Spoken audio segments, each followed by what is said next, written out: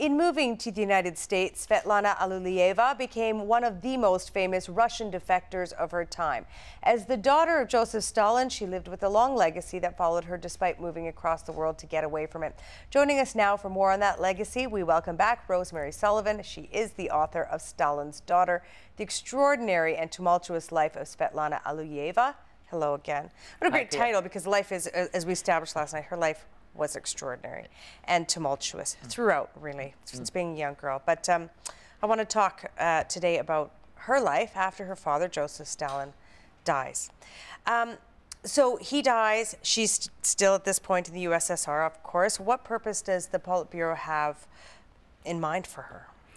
Well, remember, by this time she's living in the house on the embankment, which is this monstrosity, largest apartment complex, something like 501 apartments, with her 2 children, and trying to live quietly, working at the Gorky Institute, and so on. And then one of the best things that happens to Svetlana, she gets tonsillitis. Those are the good things in her life. And she ends up at the hospital in Kuntsevo, and at that point, she's how old at this point? She would have been 29, 30. Yeah. Then she meets, at that point it was the period of the thaw under Khrushchev. So it was possible for foreigners to intermingle with Russians in a way that it wasn't before or after. And she meets an Indian man called Brajev Singh. She's been reading Gandhi's biography. She's fascinated by all things Indian. They become friends and soon common law lovers, if you want. But he's very ill. He goes back to India. He comes back to Russia. And she asks the Politburo's permission, Kosygin's permission to marry him. And she's told, what is a young woman like you marrying a sick old Indian? He's about 14 years older. Her ambition in marrying him is that if they could go back to India together, he could get well. He refused to go. Singh refused to go without her. He dies. He has a very peaceful death. He dreams of a white bullock the night before and says, that means I'm going to die the next day, and he does. And she looks at him and she says, each man, her father and Brajev Singh, got the death they deserved. Then she applies to the Politburo to take his ashes back to India, assuming she'll be refused. She's immediately allowed to go. Why? Because Brajev's older brother, Dinesh, is in the cabinet of Indira Gandhi, and there's a good relationship between the USSR and India. Very good relationship. Soviets are supplying India with weapons. So here is this woman. She can't take the man back to India, but she sits on the plane with him in the seat beside her, an urn. She goes to India. It's the first time she's ever been out of the Soviet Union. Can you imagine anything as colorful as India in contrast to dour Soviet decor and whatever? And she falls in love with India and with Brajev's relatives. And she wants to stay. They say no. The Kremlin say she has to come back. She's Stalin's daughter. And finally, she gets so fed up that she's looking for a way out. And she's carrying with her a memoir called 20 Letters to a Friend that she'd written, as they say in the Soviet Union, for the drawer, never expecting it to be published, but thinking, maybe I could make some money to live on if I had this. She sends it to Paris. They say, or she sends word to Paris, would it be publishable in the West? And the answer is yes. So impulsively, out of disgust, and because something was broken in her by that treatment, she felt she was treated as state property.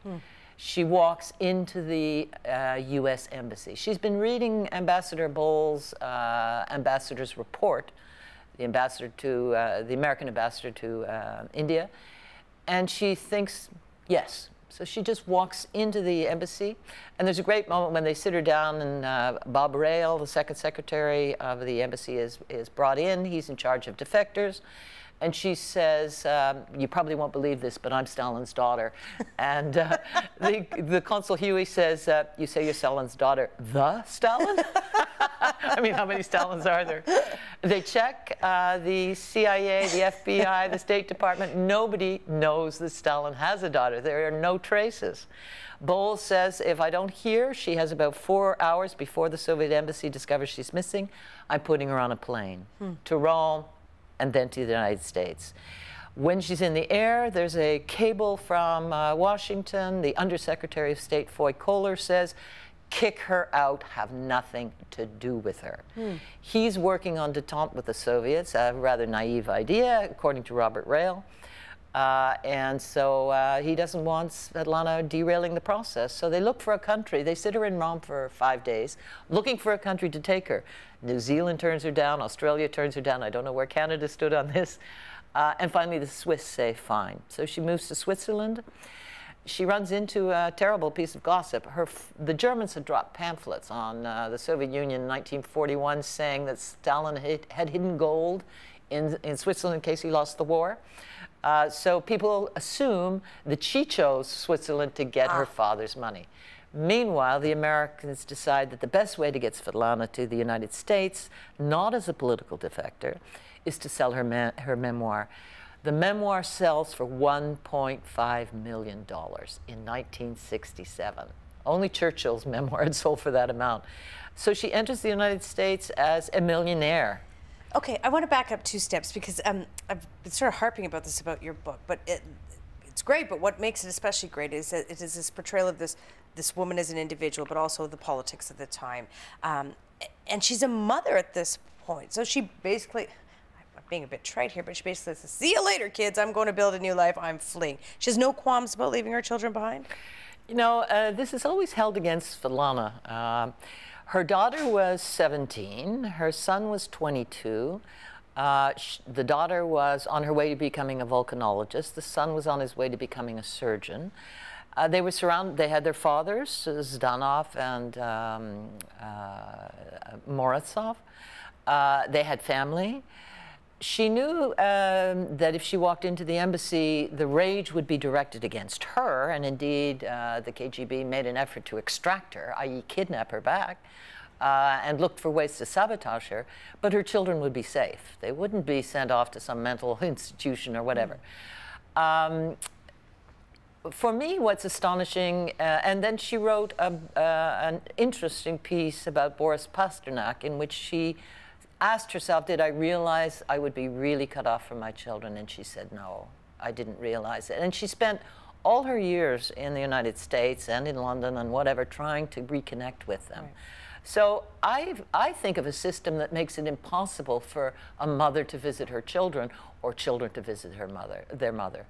Svetlana never ceased pining for her children. She celebrated their birthdays every year.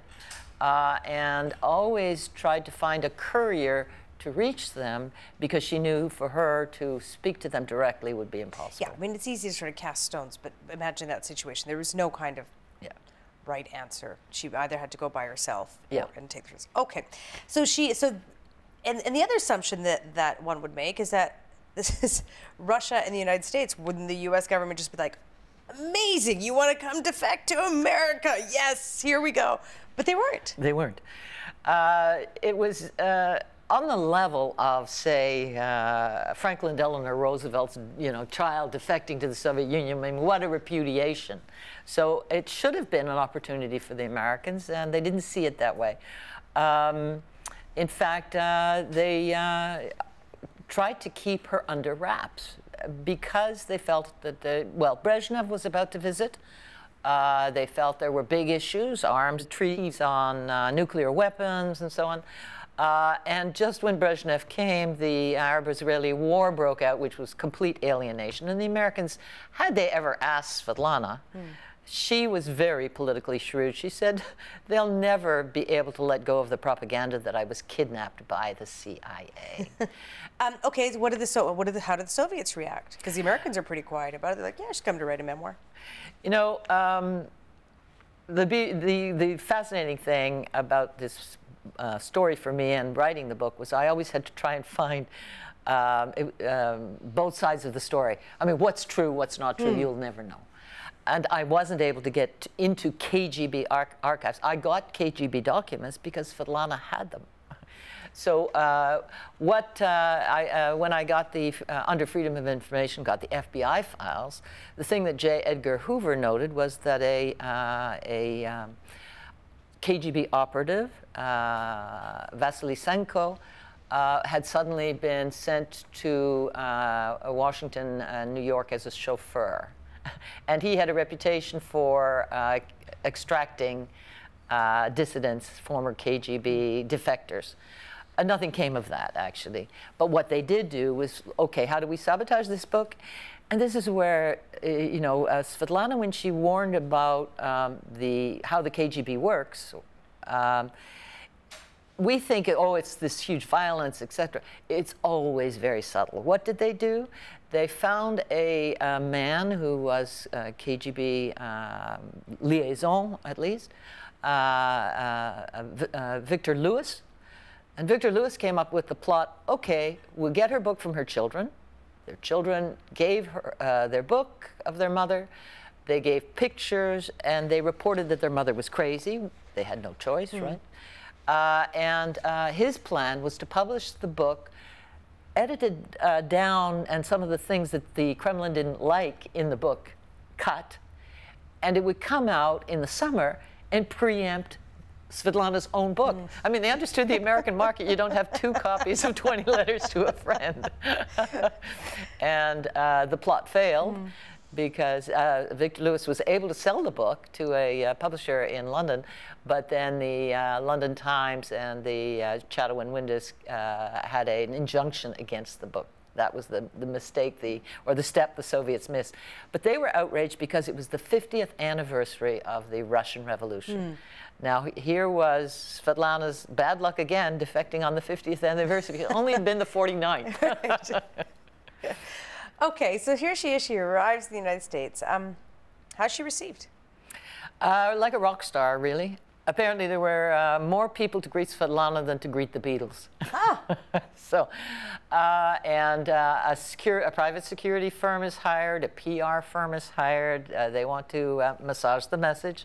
And she is immediately offered to stay at the home of the father of her translator, Priscilla Macmillan.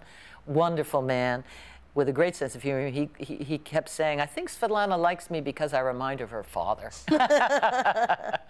And she's very, very well treated and a little bit caught up in the whirlwind of PR. She doesn't know what public is. I mean, there's no public in the United States, in the Soviet Union. She doesn't understand money. And slowly she begins to realize that the public means they can tear shreds off you when they want, whether they're truthful or not, or they can build you up. And she gets the premier treatment. She does a press conference, and at one point asked, you know, what are you going to do with all your money? I'm going to give away 80% of it. She founds a hospital in Brezhev Singh's name in his native village. She says, they say, are you going to stay in the United States? She says, well, it's like marriage. If I love the United States and the United States likes me, we'll stay. And so, like, so interesting how you set that up. Basically, she doesn't know the basic things. It's almost like being in prison and then, you know, except for there's a spotlight on you and she has money. Does she at that point, and she says, I'll stick around as long as it's working for me. Does she envision, though, what her life might be like in the United States? She hasn't a clue. What I found most moving about, one of the number of things I found moving is what I would call this hunger for a kind of domestic peace. So her fantasy was to find the husband, the little house in the country, the children. Her best moment was when she was on a farm in Wisconsin with her future husband, Wesley Peters. It was totally unrealistic, that expectation.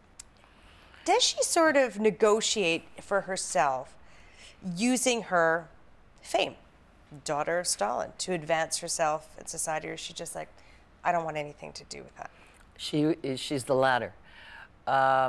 She had a friend at the time, Rosa Shand. They had met at the Unitarian Church, and Rosa had only known Svetlana 3 weeks, but had this terrible back operation. And Svetlana said, you have to be taken care of. I'm bringing you home to my house. Your husband can take care of the children. And Rosa has this portrait of Svetlana with her daughter, Olga. And Svetlana is trying to be American and bring up her daughter American. And so she's sitting there in the kitchen surrounded by gadgets. She even has an electric garlic peeler. And Rosa said, how do you know that? On TV. There's nothing Russian around at all. So she's keeping her child as protected as she can from her child's history. And she herself, whenever people start to talk about her as Stalin's daughter, she brindles with only a kind of rage that a Russian is capable of.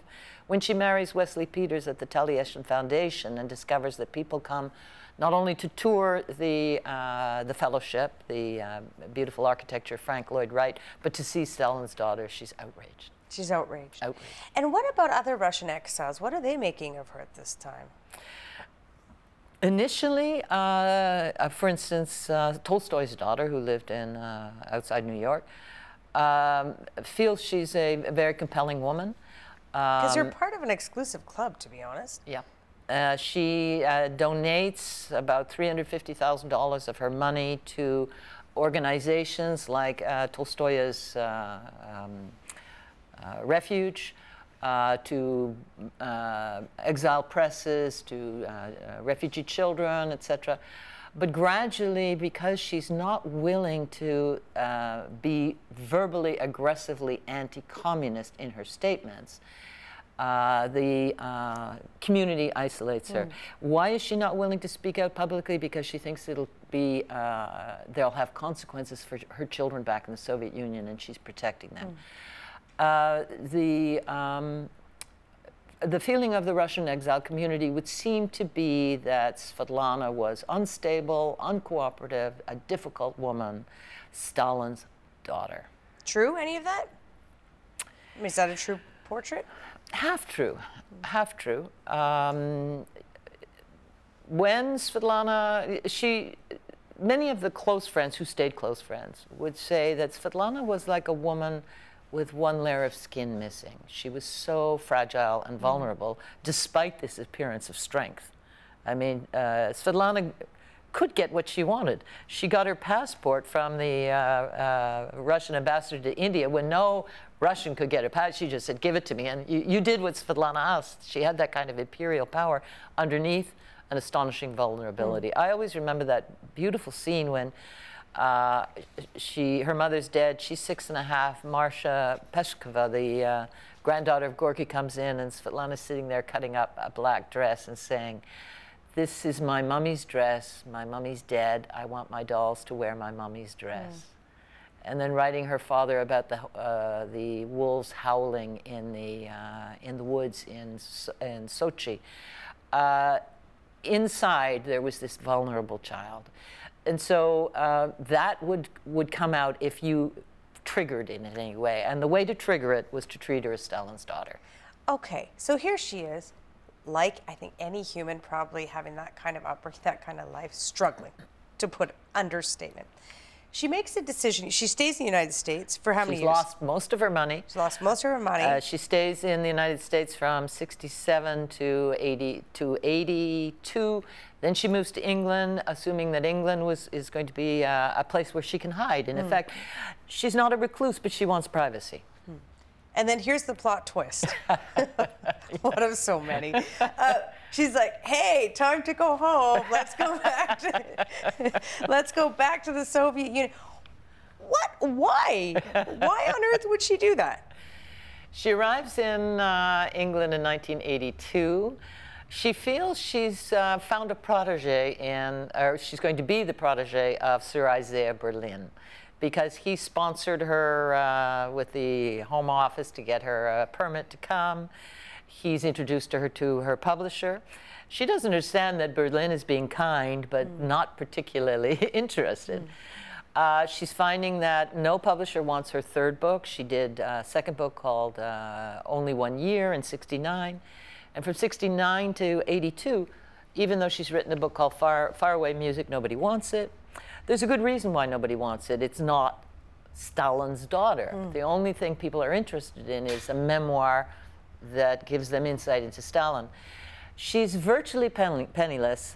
When she married Wesley Peters at the Taliesin Fellowship, it really was, and I'm not the one to say this, there are other sources, biographies of Wright and so on, that suggest that his wife, his widow, manipulated Wesley Peters into marrying Svetlana so that her money would be given to the Taliesin Foundation. As it turned out, it never got to the Taliesin Foundation because Wesley Peters spent most of it. Her wedding present to him was to pay $500,000 of his debt. So she's penniless. She can't do what she wants to do, which is to educate her daughter at the level of private schools and so on. She gets a phone call from her son saying, "Mom, in 1982, I've been given permission to see you. Let's meet in Finland." Then the next thing she hears, he's ill and in hospital. She says to some British friends whom I've interviewed, should I go? And they said, how can you not? And so she says, to heck with politics. I don't care what they write about me. I'm going back for my family.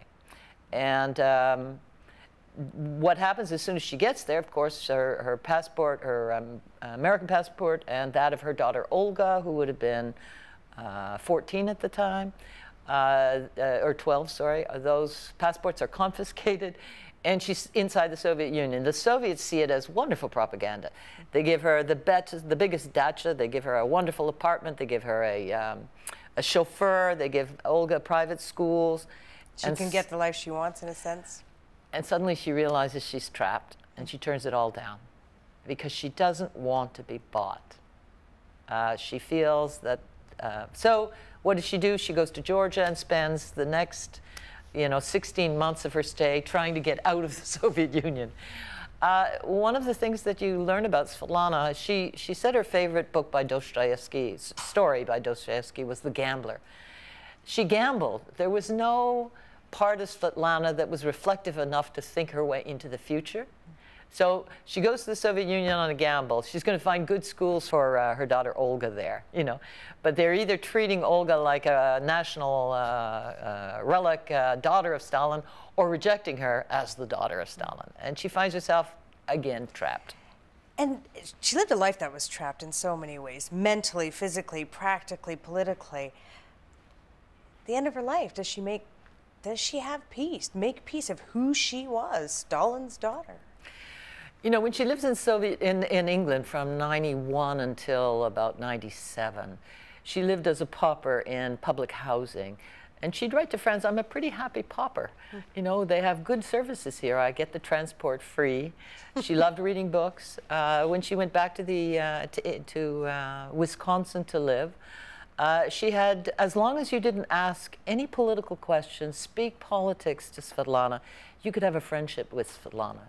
And she lived in this tiny little room, Olga Chris now, her married name. And the name, Chris adopted the name Chrissy at 10 to make sure they didn't think she was Russian, because there was such anti-Russian feeling in the United States. She's living on the West Coast, and so Svetlana's alone. Is she happy? Happiness was not a word that Svetlana needed. She felt that she had reached a kind of resolution and would claim, as she did to a friend in a letter that I was given, that she had made peace and become herself. She may have done all the same, but she didn't stop being political because she had thoughts on Putin. She, according to Priscilla Macmillan, who first met her in '67, who considered herself a Kremlinologist, she said nobody was better than Svetlana at reading what was really going on under the surface. Her father would say, oh, Brezhnev, he's not so bad, and then Svetlana would launch into who he was. She, in 1999, when to-be President Putin was acting as the interim president, Svetlana understood that this ex-KGB colonel had threatened Yeltsin with prosecution, and there was so much corruption that Yeltsin backed away. She saw that as early as 1903, when she was warning her friend Tom Miller, who was a volcanologist, don't bring money to Russia, because by 1906, any organization, and particularly human rights organizations like Memorial, who were receiving money from outside, more than 3% of their budget, were considered foreign entities and therefore could be shut down. She understood that Mr. Putin was replicating the cult of personality of her father, and she would say to friends, the days of democracy in Russia are dead. And to me, there was one most moving comment she made, which was that what you have to understand is Russia is a great culture, an old culture with a deep sense of pride, and that's very dangerous. I have to let you go, but I want to ask about Olga, granddaughter. Yeah. What happened to her? Olga married in England, which accounts for her name, Chris Evans, and moved to the West Coast, became an accountant, then became manager of an antique store, and when I met her, I thought, my God, if this is Stalin's granddaughter, she is as American, with all those virtues of Americans that I admire, direct, critical, independent, sharp-minded, and has no relationship to her genealogy, but loved her mother deeply. Perhaps breaking the legacy, the family legacy, the torment that went along with it. Thank you. This book is one fascinating read, fascinating life. Thank you for sharing Svetlana's life with us. Appreciate it. Thank you for inviting me. Help TVO create a better world through the power of learning. Visit supporttvo.org and make a tax-deductible donation today.